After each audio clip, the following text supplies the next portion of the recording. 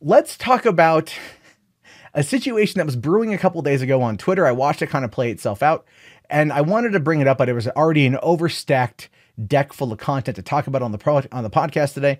But there's a show called 80's All Over, and it's run by Drew McWeeny, formerly of Ain't It Cool News. He was Moriarty, and then he was over at HitFix as Drew McWeeny. He's a reviewer. He's a he covers movies and stuff.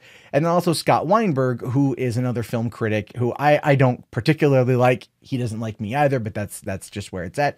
And they do a podcast called 80's All Over. And 80's All Over goes through once a week, once a movies released per month, per year, starting in 1980 and working their way up. Every 3 months goes past a new year. And they were working on getting close to the 1989, coming to the end of their podcast, when they came across a show produced by Cinemasins called Movies Going on 30, which starts talking about films released in 1989 and going into the 90s, so on and so forth, talking about the different films. Now, Drew McWeeny went out and accused them of theft, outright accused Cinemasins as theft. And that got a lot of people talking about it. A lot of Drew's fans got pissed off.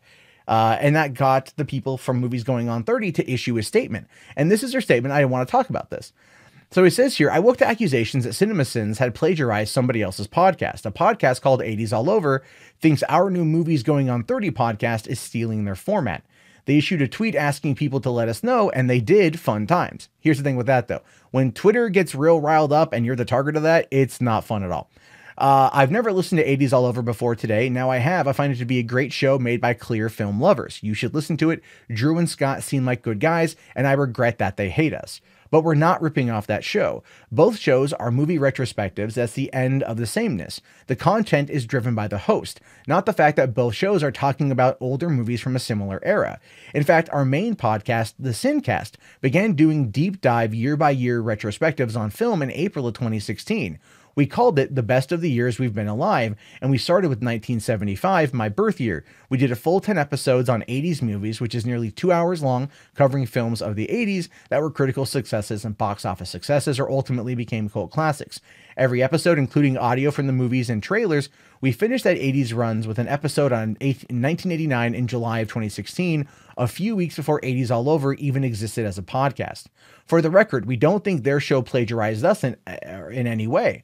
As a content as film retrospective that is driven by host personalities, we also doubt that we were the first to go year by year covering movies on a podcast. That said, we'd love to open a dialogue with 80's All Over guys about their concerns and how we can work through them. We look forward to that discussion. We are, in the meantime, going to continue our new show. And that is, quite frankly, the best answer they can give. Now, I understand Drew's perspective. I've met Drew at Comic-Con, I think it was 2016. We were talking in Hall H, in between panels, and got to know each other a little bit. We're not friends or anything, but I don't think he's a bad guy. But I follow him on Twitter, and he gets really, really, really worked up over a lot of things. Like, often. It's hard to follow him sometimes because you're like, you want to like say something back to him when he's factually wrong, but it's really not worth the hassle, as is most Twitter interactions these days, I feel like. But at the same time, watching this thing go down as a content creator on YouTube who covers movie content on YouTube, I'm completely on the side of Cinemasins here. Everything is host personality driven. Okay. How many times do you hear? Okay. Let's just talk about this whole Leslie Jones Ghostbuster situation. How many people do you know covered that topic this week?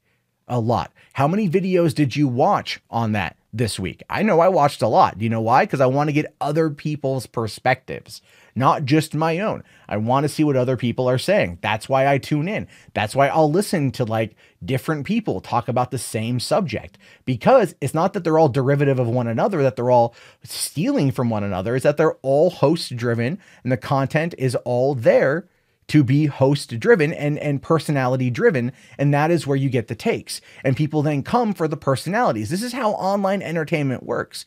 People come and subscribe to my channel. You guys are watching this podcast because you like what I have to say, or you stumbled across it. You're really bored. You can't find the remote to turn it off. For that case, I apologize for nothing, but still.